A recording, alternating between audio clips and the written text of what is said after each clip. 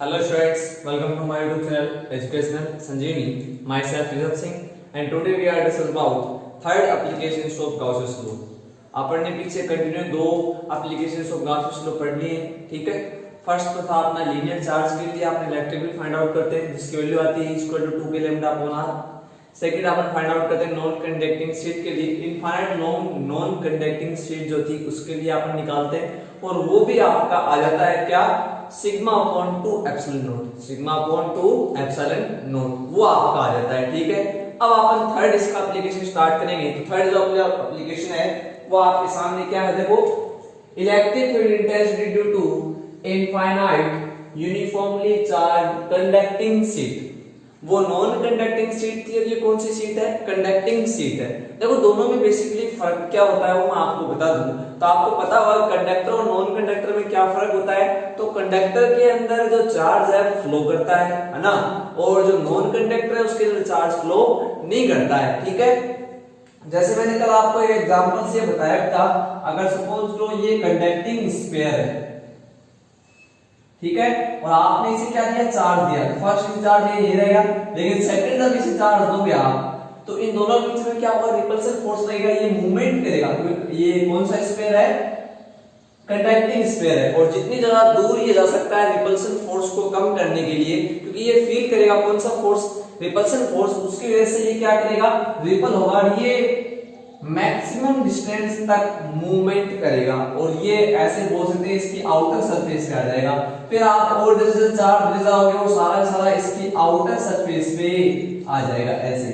इसका मीन क्या हुआ कि इनसाइड में कंडक्टर के चार्ज की वैल्यू क्या हो गई, 0 हो गई। क्यों, क्योंकि टोटल चार्ज है वो केवल आउटर सरफेस पे जाके है ना वो रुक चुका है। तो आउटर सरफेस पे जा चुका है वो, तो आप क्या बोलोगे, इनसाइड में चार्ज 0, तो इलेक्ट्रिक फील्ड भी क्या हो गया, 0 हो गया। तो ये बेसिकली आपने एक बात कर ली है और आगे मैं इसके बारे में आपको और बता दूंगा, ठीक है। चलो मैं आपको एक एग्जांपल से इसे समझाने की कोशिश से करूंगा। एक एग्जांपल आप ले लेते हैं, उससे मैं इसे आपको समझाने की कोशिश करता हूं। देखो मेरे पास एक नॉन कंडक्टिंग शीट है और एक कंडक्टिंग शीट है। आपको क्या पता चलेगा कौन सी नॉन कंडक्टिंग है और कौन सी कंडक्टिंग है, तो उसके लिए ये देखो ये बुक आपको दिखाई दे रही होगी, ठीक है। अब होता क्या है, देखो नॉन कंडक्टिंग शीट का मतलब क्या है कि टोटल एरिया के अंदर चार्ज प्रेजेंट है। जैसे सपोज करो ये बुक है और इस बुक की ये वाली सरफेस ले रहा हूं, ठीक है। अगर मैं इसे चार्ज दूंगा तो इसके ऊपर पूरे पे क्या आ जाएगा, चार्ज आ जाएगा,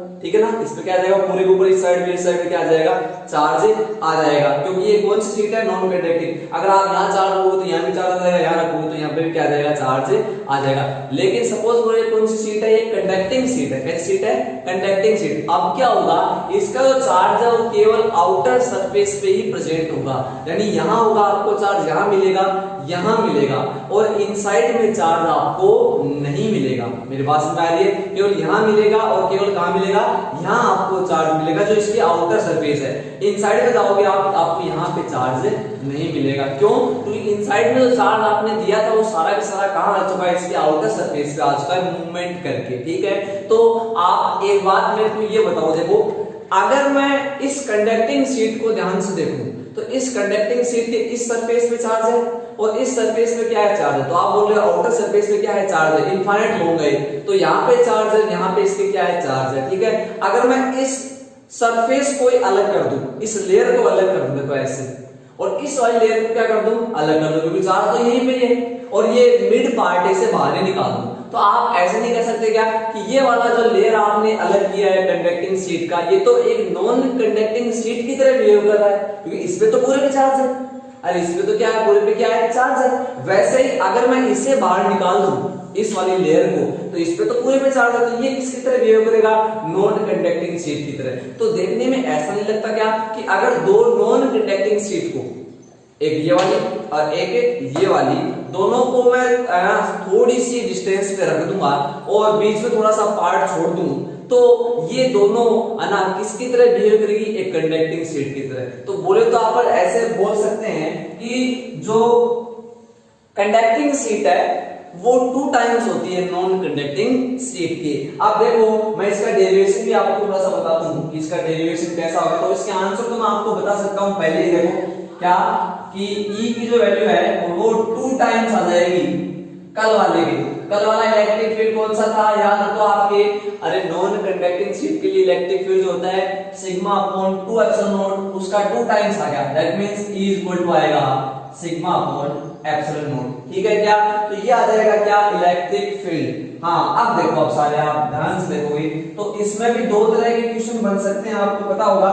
फर्स्ट ऑफ ऑल इसमें 1 नंबर का क्वेश्चन आ सकता है, सेकंड इसमें 4 नंबर का क्वेश्चन आ सकता है। फर्स्ट मैं बात करता हूं 1 नंबर का क्वेश्चन आएगा तो कैसे आएगा, right the value of electric field intensity due to infinite uniformly charge non conducting sheet, नहीं आपको कंडक्टिंग शीट देगा, तो कंडक्टिंग शीट के केस में आप क्या करोगे, इसका आंसर लिखोगे सिग्मा अपॉन एप्सिलॉन नॉट, तो वो 1 नंबर में हो जाएगा। ठीक है, कल मैंने आपको इसका वे, इसका तरीका बता दिया था। ठीक है, अगर 4 नंबर में आएगा आपको डेरिवेशन करना पड़ेगा, तो अपन डेरिवेशन कर लेते हैं। तो इसमें भी फर्स्ट हेडिंग क्या हो जाएगी बताओ, जैसे आप पीछे करते आ रहे हो सेम वही डायरेक्शन।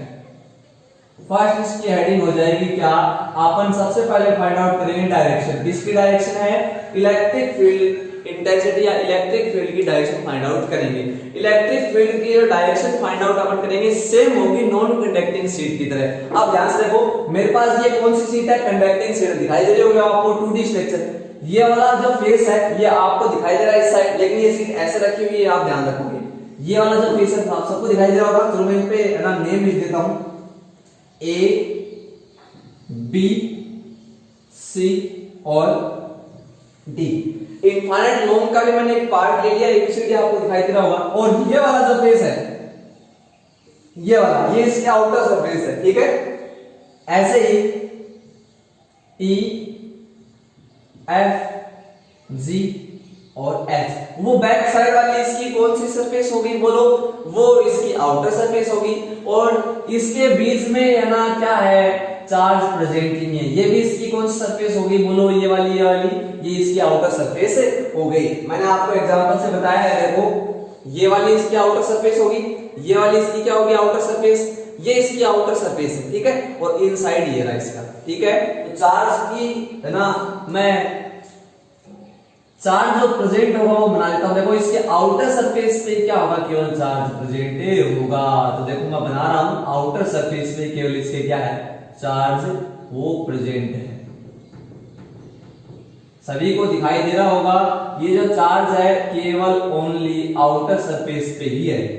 क्यों है आउटर सरफेस से, क्योंकि कंडक्टिंग शीट है और रिपल्शन की वजह से ये चार्ज है वो स्प्रेड होके है ना, और कहा जाता है आउटर सरफेस पे। ठीक है, तो ये मैंने चार्ज बना दिया।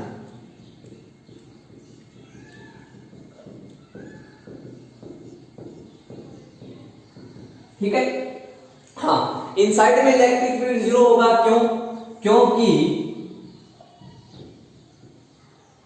इनसाइड में चार्ज कितना होगा, 0 होगा, चार्ज है नहीं इनसाइड में। क्यों नहीं है, क्योंकि चार्ज है वो कहां जा चुका है, वो आउटर सरफेस जा चुका है। तो आपको इतना ही ध्यान रखना है, कंडक्टर के इनसाइड में इलेक्ट्रिक फील्ड 0 होगा, कैसा भी कंडक्टर हो, और उसका चार्ज है वो ऑलवेज उसके आउटर सरफेस पे ही प्रेजेंट होता है। लेकिन नॉन कंडक्टिंग है ना, अगर कोई कंडक्टर है तो उसमें क्या होगा कि नॉन कंडक्टिंग वाले के अंदर जो होल उसका एरिया बोल सकता हूं, होल उसका वॉल्यूम बोल सकता हूं, टोटल उसके वॉल्यूम में चार्ज प्रेजेंट होगा। ठीक है, तो अब देखो आप, मैं इसके लिए सबसे पहले इलेक्ट्रिक फील्ड की डायरेक्शन फाइंड आउट करूंगा। देखो मैं बना नहीं रहा हूं, केवल आपको समझाने की कोशिश करूंगा। पहले आप यहाँ एक एलिमेंट लोगे, चलो यहाँ एक एलिमेंट ले लोगे जैसे उसमें लिया था आपने, फिर यहाँ एक एलिमेंट ले लोगे, सेम रहेगा नॉन कंडक्टिंग शीट की तरह। ये पॉइंट P हो जाएगा, वही दो डायरेक्शन आएगी ऐसे और ऐसे।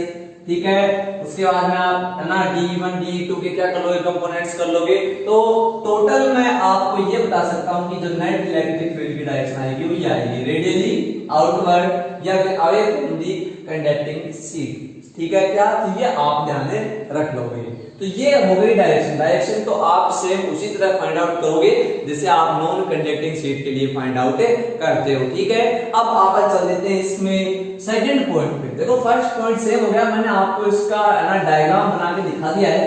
ठीक है, आप इसे करने की कोशिश करोगे, नोट्स आपके पास अवेलेबल है, वहां से आप इसकी हेल्प से है ना और इसे करने की कोशिश करोगे। ठीक है, अब चल देते हैं अपन सेकंड पॉइंट के ऊपर। सेकंड पॉइंट क्या होता है अपना, सेकंड पॉइंट होता है magnitude, magnitude of electric field. हाँ, तो सेकंड में अपन निकालते हैं मैग्नीट्यूड। ठीक है, तो मैग्नीट्यूड निकालने के लिए हिंट, और हिंट में फर्स्ट पॉइंट चार्ज ड्रॉ करो, गॉसियन सरफेस ड्रॉ करो, P पॉइंट R डिस्टेंस लिखो, एरिया वेक्टर निकालो, फिर अप्लाई गॉसियन लॉ, वो आपके पॉइंट हो गए। ठीक है, हिंट में तो देखो सबसे पहले अपन चार्ज ड्रॉ कर लेते हैं। देख रहा, ध्यान से देखोगे, ये देखो मैं बना रहा हूं कौन सी सीट, यहां पे मैं कंडक्टिंग सीट बना रहा हूं। आप देख लेना कैसे बनानी है आपको।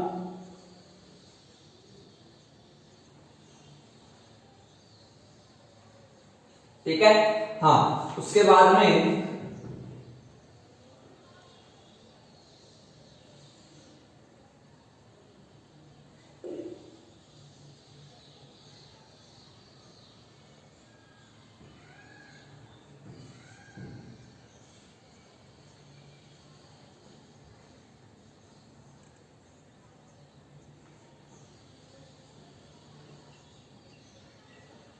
ये, हाँ, ऐसे आप क्या करोगे, आप कंडक्टिंग सीट बनाओगे। तो मैंने यहां पे कंडक्टिंग सीट बना दी है, आप सभी को ये दिखाई दे रही होगी।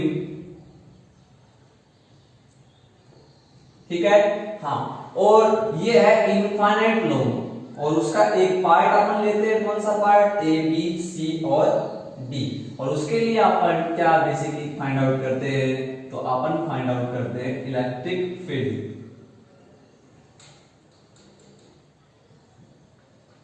ठीक है, चलो, हाँ, अब मैं इस पे ये वर्टेक्स की नेम लिख देता हूं, A B C D E F G और एच। अब सबसे पहले इसे मैं चार्ज बना देता हूं, तो चार्ज है वो आउटर सरफेस पे रहता है, तो ये हो गया आउटर सरफेस पे चार्ज।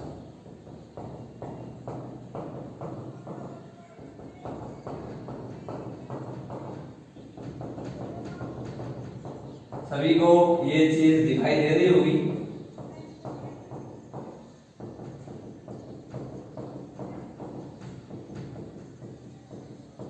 ठीक है, हाँ, ये हो गया आउटर सरफेस इसके चार्ज हो गए। ठीक है, अब देखो ये यहाँ पे थोड़ा सा टिपिकल हो जाता है, तो यहाँ पे एक डायग्राम और सुटेबल बनाया जाता है, वो आप देख लोगे, जिससे आपके जो ना चीजें वो ज्यादा समझ में आएगी। देखो कंडक्टिंग सीट को मैं दो लाइनों से भी बना सकता हूं। देखो सीट पे एक ये लाइन हो जाएगी और एक ये लाइन हो जाएगी। ये आपको आउटर सरफेस, ये आगे की साइड वाली और ये पीछे की साइड वाली। ठीक है, और ये इनसाइड का क्या हो गया, हिस्सा हो गया। तो जो कंडक्टिंग सीट है वो अगर एक की मैं बात करूं, इसकी ऐसे देखना, मैं आपको दोबारा इसे समझाऊंगा, थोड़ा सा देखो, ऐसे, ये ऐसे है, ये आपकी कौन सीट है, कंडक्टिंग सीट। यहाँ पे चार्ज है, यहाँ पे चार्ज है, इनसाइड में चार्ज नहीं है। तो देखो इसे मैं एक लाइन से ड्रॉ कर रहा हूं, इसे मैं एक लाइन से ड्रॉ कर रहा हूं, और मिड पार्ट को मैं ये स्पेस के लिए छोड़ देता हूं। देखो दिखाई दे रहा है आपको, ये स्पेस छोड़ा है मैंने, ये मिड पार्ट है, और ये आपको पॉजिटिवली चार्ज कौन सी सीट होगी, कंडक्टिंग सीट दे रखी है। ठीक है, तो आप ऐसे भी बना सकते हो, है ना, और आप ऐसे ही बना सकते हो, बात है ना सेम ही होनी है। और इसके अंदर जब आप क्या बनाओगे, गॉसियन सरफेस बनाओगे, आपको पता है गॉसियन सरफेस कैसे बनेगी, सिलेंड्रिकल बनेगी, तो वो थोड़ी सी टिपिकल हो जाएगी, तो दिखाई नहीं देगा आपको ढंग से, तो ये ज्यादा सुटेबल है। चाहो तो देखो आप ऐसे ही बना सकते हो, कोई दिक्कत वाली बात नहीं है, और चाहो तो आप ऐसे ही बना सकते हो, तो ये ज्यादा इजी रहता है। इजी क्यों रहता है, क्योंकि इसमें आसानी से आपको दिखाई देगा कि इनसाइड में इलेक्ट्रिक फील्ड कितना है, 0 है। ठीक है, तो चाहो तो आप ऐसे बना देना, और चाहो तो आप ऐसे बना देना। ठीक है, चलो, तो देखो मैं इस वाले डायग्राम को मैं मिटा देता हूं, क्योंकि ये तो मैंने थोड़ा सा समझाई दिया आपको, ये ज्यादा सुटेबल है, तो इसी को अपन लेके आगे चलते हैं। ठीक है, चलो, ये आपकी कंडक्टिंग सीट थी जो मैंने आपको बना के दिखा दी। ठीक है, अब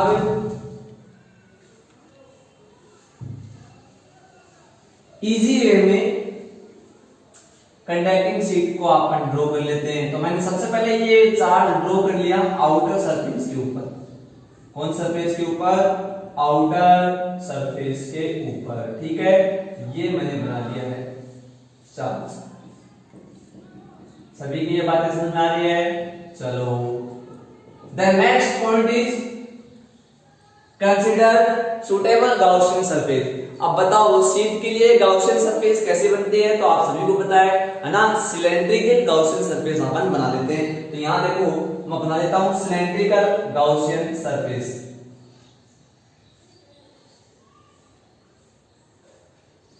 पहले पॉइंट पी में आएगा, तो सपोज करिए पॉइंट पी है, ठीक है,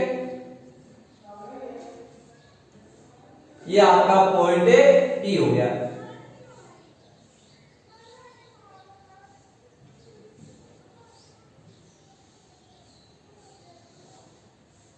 ठीक है,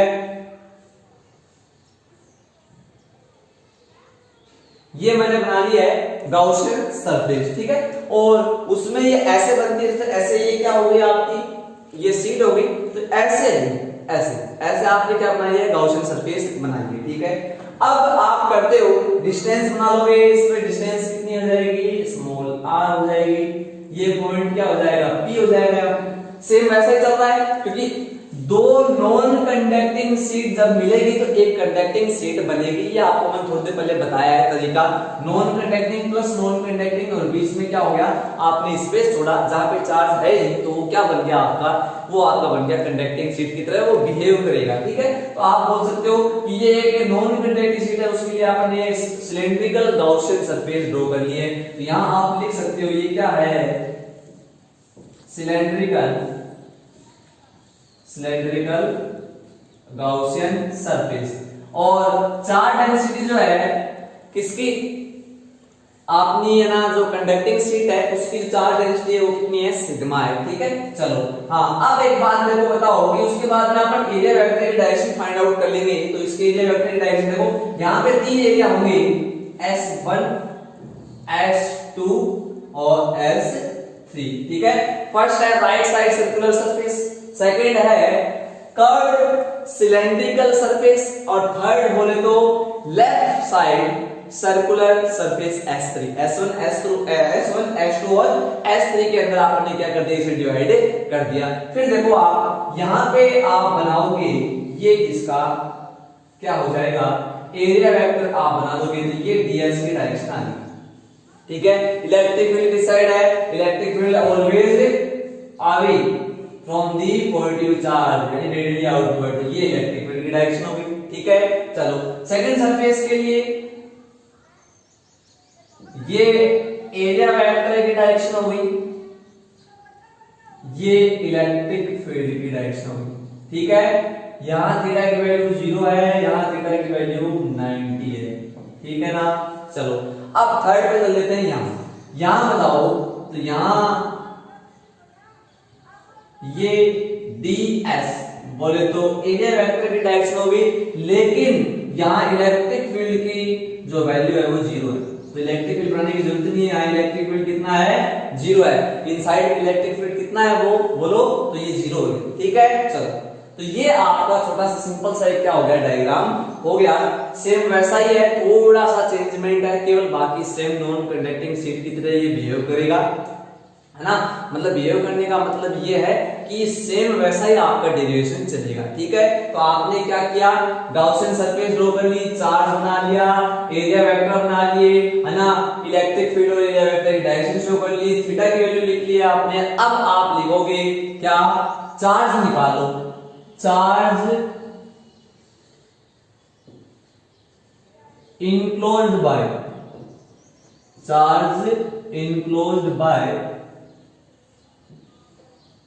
गाउसियन सरफेस, ठीक है।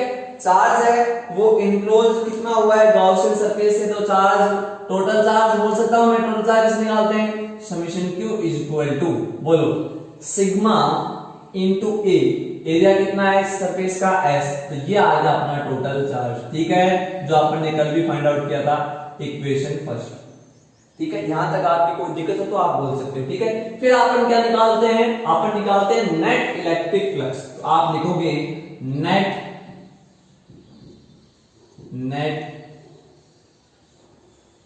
Electric flux from from Gauss's law. Gauss's law से आप नेट इलेक्ट्रिक फ्लक्स की वैल्यू कितनी लिख सकते हो बोलो? तो आप लिखोगे phi is equal to integral of E dot ds। देखो ये इक्वेशन आपके बार बार काम में आती जा रही है, तो इसलिए मैंने बोला भी था ये जो इक्वेशन है गाउसियस लॉ वाली बहुत ज्यादा इंपॉर्टेंट है, ठीक है, ये मैंने अप्लाई कर दी। फिर नीचे आप क्या लिखोगे? For all 3 surfaces. अगर मैं तीनों सरफेस की बात करूं बोले तो S1, S2, S3 की, तो आप क्या कह सकते हैं? ये तो टोटल फ्लक्स है। अपन क्या करेंगे? फर्स्ट के लिए फाइंड आउट करेंगे, सेकंड के लिए फाइंड आउट करेंगे, थर्ड के लिए फाइंड आउट करेंगे, फिर तीनों को ऐड कर देंगे, वो क्या हो जाएगा? Total flux. तो इस इक्वेशन को अपन कैसे लिख सकते हैं? तो it can be written by E dot ds for S1 integral of E dot ds S2 and integral of E dot ds S3. Total charge, the value of total charge is sigma into S. From the equation first से अपन बोल सकते हैं on upon में epsilon not. Upon में क्या आ गया? Epsilon naught, ठीक है। अब देखोगे यहां पे आप जब डॉट प्रोडक्ट को है ना हटाओगे तो A dot B is equal to A B cos theta, सभी को पता है कोस आता है, और अगर आप क्रॉस को हटाते हो तो साइन आता है, ये मैं आपको बहुत ही बार बता चुका हूं। तो यहाँ E ds cos theta. Theta देखो आप, मैं यहाँ पे एक स्टेप खा रहा हूँ, आप सभी को पता है। आप पहले थीटा लिखोगे, फिर थीटा की वैल्यू पुट करोगे, थीटा की वैल्यू बताओगे फर्स्ट सरफेस के लिए 0, ठीक है, फिर सेकंड सरफेस के लिए E ds कोस ऑफ बोलो 90, सेकंड सरफेस के लिए थीटा की value 90 and S3 E ds। यहां मैं एक बात बोल सकता हूं, क्योंकि इलेक्ट्रिक फील्ड ही 0 है, तो ये पार्ट कितना हो गया? 0 हो गया। तो आप डायरेक्ट यहां 0 लिख देना, कोई जरूरत नहीं है इसे आगे ना सोल्व करने की, और आगे आ जाएगा sigma s upon epsilon not. हाँ, रीजन में आप क्या लिखोगे? For S3 surfaces electric field inside the surface is 0। तो ये टोटल पार्ट कितना हो गया? 0 हो गया, ठीक है। चलो हाँ, अब यहां आप लिखोगे E इनसाइड में कितना है? 0 है, इसलिए S3 सरफेस के लिए E डॉट ds की जो वैल्यू है वो क्या आएगी? 0 आ जाएगी, ठीक है। चलो हाँ, अब देखो cos ऑफ 90 की वजह से ये वाली टर्म कितनी हो चुकी है? 0 हो चुकी है, सभी को होना ही पता है, मैंने बता दिया cos 90 की वैल्यू 0, तो ये वाली टर्म कितनी होगी? 0। दैट मींस cos 0 की वैल्यू 1। सो ये वाली टर्म रिमेनिंग रहेगी, बाकी सारी टर्म है वो 0 होगी, ठीक है। अब देखो E डॉट ds, यहां पे आप क्या करो? जब E यानी इलेक्ट्रिक फील्ड को आप बाहर निकालोगे तो ds का इंटीग्रेशन क्या हो जाएगा? s। तो E into s is equal to ये आ जाएगा sigma s upon epsilon naught. ध्यान से देखोगे E को बाहर निकाल लिया, इंटीग्रल का साइन रहा, और अंदर की साइड है ds, और ds का इंटीग्रल क्या होता है? s। तो मैंने डायरेक्ट लिख दिया, ठीक है। हाँ, s से s कैंसिल आउट हो गया, तो E की जो वैल्यू है वो क्या आ गई? बोलो, E की वैल्यू आ गई सिग्मा अपॉन एप्सिलॉन नॉट। यही मैंने बोला था, 2 टाइम्स ऑफ, देखो वहां पे आता है sigma upon 2 epsilon not, 2 times of non conducting sheet. और ऐसे तो है कि नॉन कंडक्टिंग शीट का जो इलेक्ट्रिक फील्ड है वो कंडक्टिंग शीट का है वो हाफ होता है, और आप ऐसे बोल सकते हैं कि कंडक्टिंग शीट का नॉन कंडक्टिंग का 2 टाइम्स होता है, ठीक है। ये आप ध्यान रख लोगे, ठीक है। ये आ गया अपना इलेक्ट्रिक फील्ड। अब थोड़ा सा और आगे चलें तो अपन क्या करेंगे? अब वेक्टर फॉर्म लिख लेंगे, मीडियम के लिए रिप्रेजेंटेशन देख लेंगे, है ना, वो बातें अपन कर लेंगे जैसे आपने पीछे वाले है ना गाउसियन एप्लीकेशन के लिए की थी, सेम वही पार्ट अपन दोबारा से अब कंसीडर करेंगे, है ना। तो ये देखो आप यहां मीडियम में आप लिखोगे for medium of dielectric constant epsilon R, for medium EM यहां आ जाएगा सिग्मा अपॉन एप्सिलॉन। एप्सिलॉन क्यों? क्योंकि ये है परमिटिविटी ऑफ मीडियम, और it can be also represented by sigma upon epsilon naught epsilon R. ये बातें मैंने आपको पहले बता दी है। मीडियम के रिप्रेजेंटेशन में अपन क्या करते हैं, एप्सिलॉन नॉट को एप्सिलॉन आर से मल्टीप्लाई करते हैं। लेकिन आपको ध्यान रखना है एप्सिलॉन आर क्या है, डाइलेक्ट्रिक कांस्टेंट। कई बार क्या होता है क्वेश्चन में आपको ऐसे कहता है डाइलेक्ट्रिक कांस्टेंट के है, क्या है ये के, फिर आप क्या करोगे के से मल्टीप्लाई करोगे, फिर एप्सिलॉन आर से मल्टीप्लाई नहीं करना। थोड़ा सा ध्यान रखोगे, क्वेश्चन में देख लोगे अगर डाइलेक्ट्रिक कांस्टेंट आपको के दे रखा है तो फिर के से मल्टीप्लाई करना है, और एप्सिलॉन आर दे रखा है तो एप्सिलॉन आर से, ठीक है। हाँ, वेक्टर फॉर्म में, वेक्टर फॉर्म लिखो, आप बोलोगे E vector is equal to sigma upon epsilon naught n cap, और कुछ नहीं अपने पास n cap. N cap is a unit vector पर in the perpendicular direction to the sheet. Sheet के परपेंडिकुलर डायरेक्शन, तो शीट ऐसे थी, उसके परपेंडिकुलर डायरेक्शन में क्या आता है, इलेक्ट्रिक फील्ड आता है, तो उसी डायरेक्शन में क्या है, एन कैप है। एन कैप की डायरेक्शन है परपेंडिकुलर, और इलेक्ट्रिक फील्ड की डायरेक्शन में क्या है, परपेंडिकुलर, ठीक है। तो ये एन कैप है, ये इलेक्ट्रिक फील्ड की डायरेक्शन को क्या कर रहा है, शो कर रहा है, और ये यूनिट वेक्टर है, ठीक है। चलो अब ग्राफ देख लोगे तो ग्राफ भी आपको देखो सेम वैसे ही वैसे ही है, कुछ ज्यादा कुछ हार्ड नहीं है। Graph between electric field and surface charge density कैसा आ जाएगा, तो आप बोल सकते हो इस इक्वेशन से E प्रोपोर्शनल है सिग्मा की, इलेक्ट्रिक फील्ड है directly proportional to sigma, surface charge density that means proportional वाला इसमें आप ग्राफ बना दोगे। अगर इलेक्ट्रिक फील्ड और डिस्टेंस में पूछ ले तो from the above equation you can say that the electric field intensity due to infinitive uniformly charged conducting sheets is, या फिर ऐसे बोल सकते हैं infinitive uniformly charged conducting sheet does not depend upon the distance of observation point। इस distance पे depend ही नहीं करती है। देख लो आप क्या बोल सकते हो कि E है वो r की पावर 0, r की पावर 0 का मतलब r पे डिपेंड ही नहीं कर रहा, तो ग्राफ है वो सेम आ जाएगा इससे कैसा आया था, नॉन कंडक्टिंग मैटर, देखो ये वाला, ठीक है। तो ये आपके ग्राफ हो जाएंगे, ये हो गया E और सिग्मा में, और ये वाला हो गया आपका E और R, ठीक है। तो ये थे आपके कुछ points related to conducting sheet. बोले तो आपका इलेक्ट्रिक फील्ड आ गया सिग्मा अपॉन एप्सिलॉन नॉट। यहां से आप एक दो बातें बोल सकते हो कि इलेक्ट्रिक फील्ड जो है कंडक्टिंग शीट का वो 2 टाइम्स होता है नॉन कंडक्टिंग शीट का, डायरेक्ट आप बोल सकते हो। अगर आपको कंडक्टिंग शीट सिंपल वे में बनानी है तो आप 2 लाइन बना के उन पे चार्ज आप ड्रॉ कर सकते हो ऐसे, ठीक है। अगर सपोज लो आपको नॉन कंडक्टिंग शीट बनानी है सिंपल वे में, तो एक लाइन बनाओ, उस पे क्या कर दो, चार्ज ड्रॉ कर दो। ये किसकी तरह बिहेव करेगी, तो ये नॉन कंडक्टिंग की तरह बिहेव करेगी। इसका इलेक्ट्रिक फील्ड कितना होगा, सिग्मा अपॉन 2 एप्सिलॉन नॉट, इसका इलेक्ट्रिक फील्ड कितना होगा, सिग्मा अपॉन एप्सिलॉन नॉट, ठीक है। तो ये वाला डेरिवेशन आप रफ नोटबुक में कर लोगे, ठीक है। Thank you.